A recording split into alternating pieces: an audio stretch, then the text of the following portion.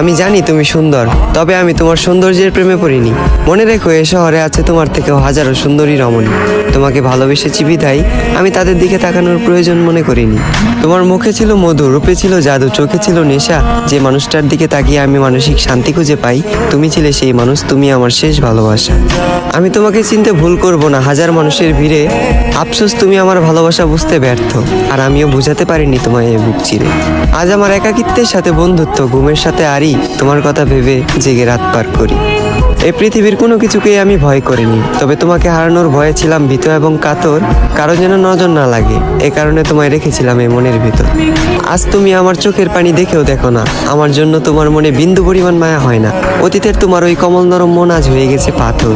তবে আমি বলে দিচ্ছি, তুমি মিলিয়ে নিও, তোমার ওই পাথরের মনেও একদিন জ্বলবে আগুন। আমি যতটা না কষ্ট পাচ্ছি, তার চেয়েও তুমি একদিন কষ্ট পাবে দ্বিগুণ। যেদিন মসজিদের মাইকে আমার নামে উচ্চারিত হবে ইন্না লিল্লাহি ওয়া ইন্না ইলাইহি রাজিউন।